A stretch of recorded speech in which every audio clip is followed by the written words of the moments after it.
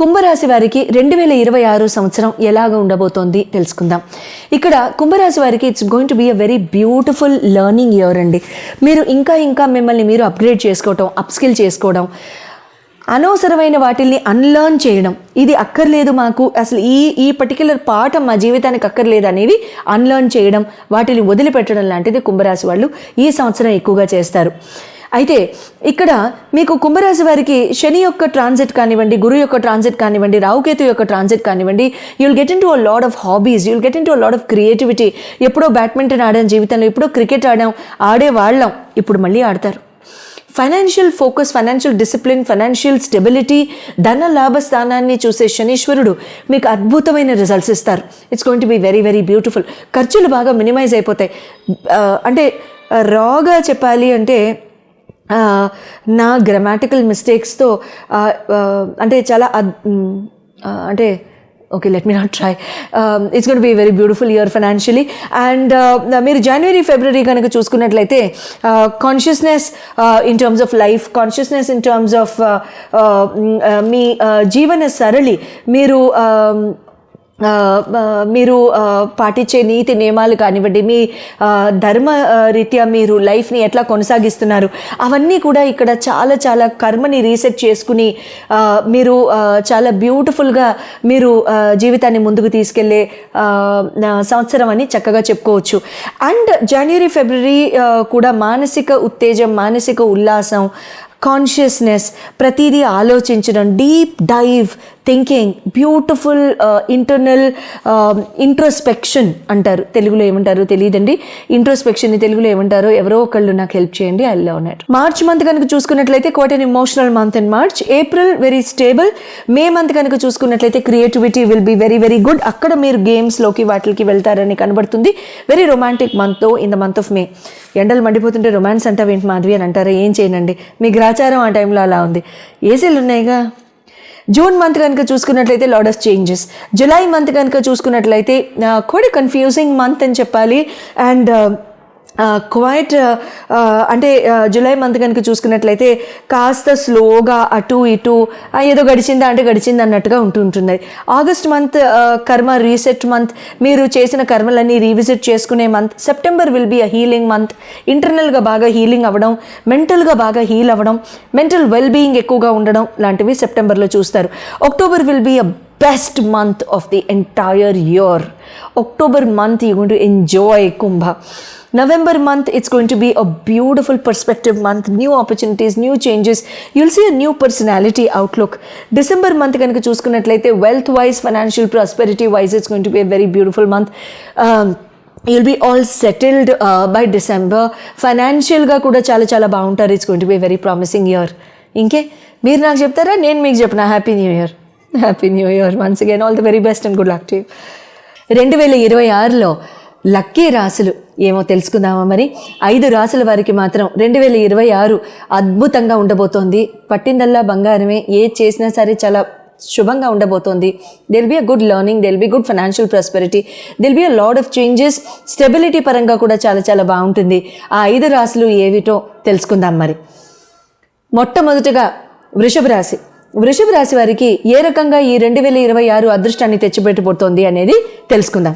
వృషభ రాశి వారికి స్టెబిలిటీ చాలా జీవితంలో ఉంటుంది. అంటే నిలకడగా లేని ఆస్పెక్ట్స్ ఏమైనా జీవితంలో కనుక మీకు గడుస్తూ ఉన్నట్లయితే వాటికి బాగా అటువంటి ఆస్పెక్ట్స్లో మీకు బాగా నిలకడ రావడం, జీవితం చక్కగా స్టాండర్డ్గా స్టేబుల్గా ఉండడం లాంటిది మీరు ఈ ఇయర్లో చక్కగా చూస్తారు. తర్వాత సక్సెస్ పరంగా చాలా చాలా బాగుంటుంది. అభివృద్ధి పరంగా బాగుంటుంది. మీరు ఏ చేసినా సరే చక్కగా fruits of that particular work will be reaped by you. తర్వాత ప్రాపర్టీ మ్యాటర్స్లో కూడా చాలా చాలా బాగుంటుంది. ఫైనాన్షియల్ ఆస్పెక్ట్స్లో ముందుకు వెళ్తారు. ఇబ్బంది లేకుండా హాయిగా కొనసాగడానికి బాగుంటుంది. ఫైనాన్సెస్ ఎక్కడా కూడా ఇరుక్కోవు. తర్వాత ఫైనాన్షియల్గా ఏమన్నా మీకు ప్రాబ్లమ్స్ ఉన్నా సరే అవన్నీ కూడా ఆ ఫైనాన్షియల్ ఆస్పెక్ట్స్ అన్నీ కూడా క్లియర్ అయిపోయి మీరు చక్కగా బ్యూటిఫుల్ రిజల్ట్స్తో మీరు ముందుకు వెళ్ళడానికి ఆస్కారం ఉంటుంది. తర్వాత సింహరాశి నెక్స్ట్ ఇన్ ఆర్డర్. సింహరాశి వారికి leadership qualities, already administrative qualities చాలా చాలా అద్భుతంగా ఉండే మీ సింహరాశి వాళ్ళకి ఇంకా లీడర్షిప్ ప్రదర్శించే ఆస్కారాలు ఎక్కువగా ఉంటూ ఉంటాయి. మీరు కెరియర్లో ఉన్న, ఆపర్చునిటీ ఎంప్లాయ్మెంట్లో ఉన్న, లీడర్షిప్ పొజిషన్స్కి ట్రై చేస్తున్నా సరే this is a very very beautiful year. మేనేజ్మెంట్లో ఉన్న వాళ్ళకి, అడ్మినిస్ట్రేషన్లో ఉన్న వాళ్ళకి కూడా చాలా చాలా చక్కగా ఉంటుంది. ఉద్యోగపరంగా బాగుంటుంది, మీ మాట నిలబడుతుంది, మీ మాటకి విలువ అందుతుంది, మీ మాటకి చాలా చక్కగా మీకు బ్యూటిఫుల్ మర్యాద రావడం అనేది కూడా మంచి జరుగుతూ ఉంటుంది. కన్యా రాశి వారికి, థర్డ్ రాశి కన్యా రాశి. కన్యా రాశి వారికి ప్రోగ్రెస్ అనేది చాలా చాలా బాగుంటుందండి. కెరియర్ ఆపర్చునిటీస్ అద్భుతంగా వస్తూ ఉంటాయి. చాలా మంచి ఫైనాన్షియల్ ప్రాస్పెరిటీ ఉంటుంది. ఇన్నాళ్ళుగా జరగని కెరియర్ ఆపర్చునిటీస్ ఏవైతే ఉన్నాయో మీ లైఫ్లో ఒకేసారి విన్ ఫాల్ లక్ లాగా రావడానికి జరుగుతుంది. అసలు అనుకోలేదు, ఇది కుదరదు అన్నారు, ఆన్సైట్ ఆపర్చునిటీ లేదన్నారు అనుకున్న వాళ్ళకి వెంటనే వెళ్ళిపోవడం జరుగుతూ ఉంటుంది. సెటిల్మెంట్ చాలా చాలా బాగుంటుంది. కన్యా రాశి గుడ్ లక్. ధనుర్ రాశి ఇస్ ద ఫోర్త్ రాశి. ధనుర్ వీళ్ళకి ఇంకా ఫారిన్ ట్రావెల్ కానివ్వండి, ఫారిన్ సెటిల్మెంట్ కానివ్వండి, లగ్జూరియస్ ట్రావెల్ కానివ్వండి, లేకపోతే ఫారిన్ ట్రిప్స్ కానివ్వండి, బిజినెస్ ఎక్స్పాన్షన్ కానివ్వండి, బిజినెస్ పరంగా, ఎంప్లాయ్మెంట్ పరంగా, ఆపర్చునిటీస్ పరంగా కానివ్వండి, ఫారిన్ ల్యాండ్ ఇన్వెస్ట్మెంట్స్ కానివ్వండి, చాలా చాలా బాగుంటాయి. ధనురాశి good luck, extremely happy for you. Next 5వ రాశి, అద్భుతంగా కలిసి వచ్చే 5వ రాశి 2026లో ఎవరై ఉండొచ్చు? మీదేనా? మీనరాశి. మీనరాశి వాళ్ళకి ఈ particular 2026 it will be a very beautiful self learning, very spiritual year అని చెప్పాలి. మీరు ఏది మేనిఫెస్ట్ చేస్తే అది మీకు విష్ ఫుల్ఫిల్మెంట్ అవ్వడం ఖాయం. ఏది మేనిఫెస్ట్ చేస్తారో, ఏది ఆలోచిస్తారో, ఏది కోరుకుంటారో, ఏది మీ మనసు కోరుకుంటుందో, ఆలోచిస్తుందో తక్షణం మీ ఒళ్ళో వచ్చి పడ్డం ఖాయం. అయితే ఈ మేనిఫెస్టేషన్ కూడా చాలా గుడ్ ఆబ్జెక్టివ్స్తో, గుడ్ ఇనిషియేటివ్స్తో చేయండి, మంచి జరుగుతూ ఉంటుంది. Blessings will be good. Ketu భగవానుడి యొక్క బ్లెస్సింగ్స్ మీకు చాలా అందుతాయి. తర్వాత భగవంతుడి యొక్క బ్లెస్సింగ్స్ మీకు అండాదండా చాలా చాలా బాగుండబోతుంది. All in all this is going to be a very very positive year for వృషభ, కన్యా, ధనుర్, తర్వాత మీనరాశి అండ్ సింహరాశి all together. All the very best to all 5 of you. 2026 అందరికీ కూడా చాలా చాలా బాగా కలిసి రావడానికి, తర్వాత అందరికీ కూడా చాలా ప్రాస్పరస్గా ఉండడానికి ఒక చక్కటి దైవనామంతో కూడిన ఒక రెమెడీ చెప్పుకుందాం. 2026 1 నంబర్ ఇయర్ అని మనం చెప్పుకున్నాం కాబట్టి ఆ పర్టిక్యులర్ 1 నంబర్ ఇయర్కి రామ భగవానుడు అంటే రాముడు సూర్యవంశీ కాబట్టి రామ భగవానుడి యొక్క నామాన్ని రెడ్ కలర్ పెన్తో ఒక కొత్త నోట్బుక్ తీసుకోండి. చిన్నదైనా పర్వాలేదు, 100 pages అయినా. రామకోట రాసేమా అండి అంటే మీ ఇష్టం, మీ ఓపిక, మీరు రాయగలుగుతాము శ్రద్ధగా అనుకుంటే దయించి రాయండి. లేదు అలా కాదు ఒక 2-3 months అయినా రాస్తాము శ్రద్ధగా అనుకున్న వాళ్ళు ఓ చిన్న 100 pages బుక్ అట్లాంటివి ఏవో దొరుకుతాయి కదా, అది వైట్ కలర్ బుక్ తీసుకుని రెడ్ కలర్ పెన్తో రామనామాన్ని రాయండి. జై శ్రీరామనో, ఓం శ్రీరామనో, జై శ్రీరామనో, జస్ట్ శ్రీరామనో, రామ అనో, మీ ఇష్టం, మీరు ఏది రాయాలనుకుంటే ఆ భగవన్ నామాన్ని అట్లా రాయండి.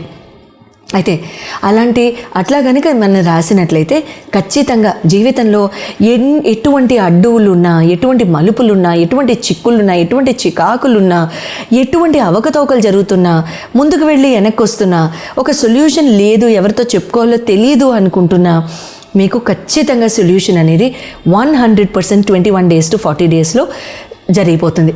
చాలామందికి లర్నింగ్ ఇంపాక్ట్ అవుతూ ఉంటుంది, ఎడ్యుకేషన్ ఆగిపోతూ ఉంటుంది, బ్రేకులతో ముందుకు వెళ్తూ ఉంటుంది. లర్నింగ్ అనేది కంప్లీట్గా ఇంపాక్ట్ అవ్వడం కనబడుతూ ఉంటుంది. ఆ లర్నింగ్ ఒక్కొక్కసారి మీరు శ్రద్ధ పెట్టి చదువుతున్నా, ఫోకస్ పెట్టి చదువుతున్నా, ముందుకు వెళ్దాం అనుకుంటున్నా, అది ఒక పట్టాన సాగదు, లేకపోతే ఆ డిగ్రీలు ఒక పట్టాన రావు, సంవత్సరాలు గడిచిపోతూ ఉంటాయి, ఆ చదువు అట్లా సాగుతూనే ఉంటుంది. ఎటువంటి పరిస్థితుల్లో లర్నింగ్ కానివ్వండి, జీవితంలో అభివృద్ధి కానివ్వండి, చూడండి లర్నింగ్ అంటే it is not only degrees, అంతే కదా. ఒక డిగ్రీ ఉంది అని అనుకుంటే దాన్ని లర్నింగ్ అని అనలేం, దాన్ని ఎడ్యుకేషన్ అని అనలేం. మానసికంగా ఎదగడం, బుద్ధిబలంతో ఎదగడం, మనసు రీత్యా ఎదగడం, మనిషి రీత్యా ఎదగడం కూడా ఎదగడమే. అందరూ పుస్తకం పెన్ను పట్టుకోవాలని లేదు కదా. ఇప్పుడు మన పెద్దవాళ్ళు ఉన్నారు, చాలా చాలా పెద్దవాళ్ళు ఉన్నారు, సగం మంది చదువుకొని ఉండొచ్చు, సగం మంది చదవలేకపోయి ఉండొచ్చు. వాళ్ళ పరిస్థితుల రీత్యానో, వాళ్ళకి అవసరం లేకనో, వాళ్ళ జీవనాధారం వేరే అయ్యుండో, ఏదో ఒకటి for some genuine reason, let us believe that. అటువంటప్పుడు వాళ్ళకి విద్య లేదు అని మనం ఎలా అనేస్తాం?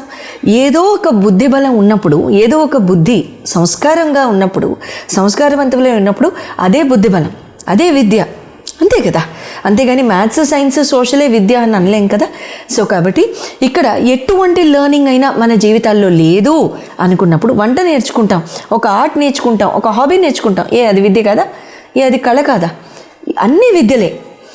మాట్లాడడం నేర్చుకోవడం కూడా విద్యే, అవతల వాళ్ళ మనసుని హర్ట్ చేయకుండా ఉండడం కూడా విద్యే, అన్నీ విద్యలే.